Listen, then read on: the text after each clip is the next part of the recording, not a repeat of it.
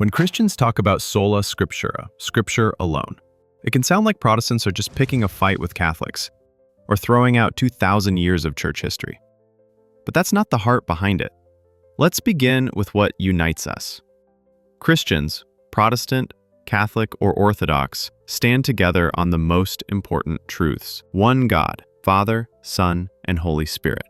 Jesus Christ, fully God and fully man, who died for our sins, rose again, and reigns forever. The Gospel, salvation by God's grace through faith in Jesus alone. This is the unshakable center, and it's worth celebrating. It's the heartbeat of our faith. But here's a question for all of us. When there's confusion, who decides what's true? When someone says, God says this, where do we check if that's really true? When traditions and teachers disagree, who gets the final word? The Protestant reformers answered with Sola Scriptura, Latin for scripture alone. It means the Bible is the highest and final authority for what we believe and how we live. It doesn't mean we ignore history, creeds, or wise teachers, but every tradition must sit under the Word, not above it. Catholic teaching, on the other hand, speaks of sacred tradition, traditio in Latin, meaning handing down, and the magisterium, the teaching authority of the Pope and bishops. In Catholicism, Scripture, tradition, and the magisterium together make up the full deposit of faith. But Jesus points us back to the written word as the foundation for truth.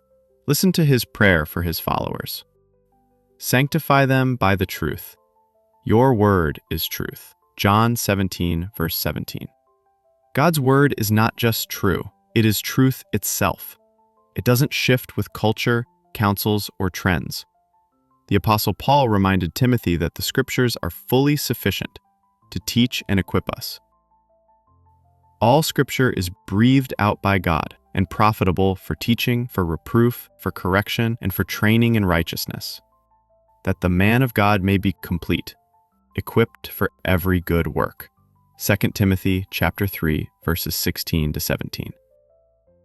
Not half prepared, complete. The early church fathers defended this too. Fathers like Athanasius argued fiercely that even church councils must submit to the authority of the Scriptures. Think about it. When you're lost in the dark, do you want a flickering candle or a blazing lamp that shows every step? That's what Scripture is. Your word is a lamp to my feet and a light to my path. Psalm 119, verse 105. So before we look at how this shaped the early church and why it still matters today, remember this. Sola Scriptura isn't about ignoring tradition. It's about making sure every tradition lines up with the perfect, unchanging Word of God. So how did this shape the early church, and what does it mean for us today? Let's explore that next. So what did Sola Scriptura look like for the early church? Was it just an idea Martin Luther invented? Not at all. The pattern goes all the way back to the apostles and early believers. The first Christians didn't blindly accept what any leader said, even an apostle. Look at the Bereans. Now the Berean Jews were of more noble character than those in Thessalonica, for they received the message with great eagerness and examined the Scriptures every day to see if what Paul said was true. Acts 17, verse 11. Think about that. They didn't say, Paul's an apostle, so he must be right. They tested everything by the Scriptures they already had. Even Paul himself warned the Galatians, I am astonished that you are so quickly deserting the one who called you to live in the grace of Christ, and are turning to a different gospel, which is really no gospel at all. But even if we or an angel from heaven should preach a gospel other than the one we preach to you, let them be under God's curse. Galatians chapter 1, verses 6 through 8. Paul's point? Even he, or an angel, must be tested by the true gospel found in Scripture. Even the early church fathers defended this practice. Athanasius, for example, fought heresies like Arianism by pointing people back to what the Scriptures clearly taught about Christ's divinity. Tradition mattered, but the final test was always Scripture. Jesus himself warned that good traditions can drift into dangerous territory when they replace or overshadow God's word. Thus you nullify the word of God for the sake of your tradition. You hypocrites! Isaiah was right when he prophesied about you. These people honor me with their lips, but their hearts are far from me. They worship me in vain. Their teachings are merely human rules. Matthew 15, verses 6-9. Strong words, but a loving warning. Why? Because our hearts naturally drift toward adding rules, rituals, or ideas that God never commanded. That's where the Protestant and Catholic paths differ. The Catholic Church says sacred tradition, traditio, and the magisterium, the Pope and bishops, hold equal authority with Scripture. But the Reformers said, wait, if any tradition or teaching doesn't line up with the clear Word of God, it must be corrected by the Word. Martin Luther made this stand before powerful leaders at the Diet of Worms. My conscience is captive to the Word of God. Not to popes, not to councils, not to shifting human ideas, only to God's Word. And here's the big question for us. Are we willing to be like the Bereans? Will we test everything, sermons, books, podcasts, even our favorite TikToks, by the Word of God? It's not about rejecting history or teachers. It's about humbly putting every voice under the only infallible authority we have, Scripture. So what does Sola Scriptura mean for us today? Is it just an old battle cry from the 1500s? Or does it guard and grow our faith right now? The truth is, Sola Scriptura anchors you when everything else shifts. Your hope doesn't rest on one pastor, a viral clip, or a trending idea, but on something unchanging, the living, written Word of God. Listen to this serious reminder the Apostle John gave.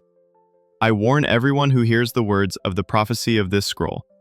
If anyone adds anything to them, God will add to that person the plagues described in this scroll. And if anyone takes words away from this scroll of prophecy, God will take away from that person any share in the tree of life. Revelation 22, verses 18 and 19. God's word is precious, and tampering with it is dangerous. But Sola Scriptura isn't just about saying no to false teaching. It's about saying yes to truly knowing Jesus. These are the scriptures that testify about me. John chapter 5, verse 39. God's word reveals who He is. It comforts you when you're hurting, guides you when you're confused, and corrects you when you drift. Maybe you feel spiritually stuck, not sure who or what to trust anymore. Here's the good news. You don't have to be a scholar to start. Be like the Bereans. Open your Bible, ask questions, test what you hear. And you don't have to do it alone. Find a faithful church that preaches the Bible clearly. Read with a friend or your family.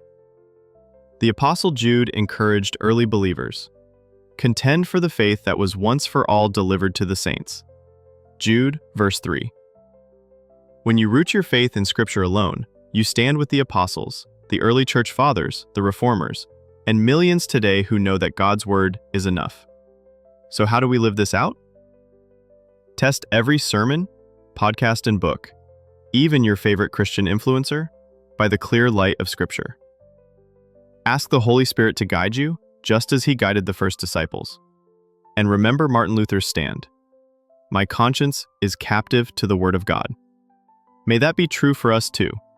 So, read it, love it, live it, and watch how God's living Word anchors you and lights your path in a shifting world.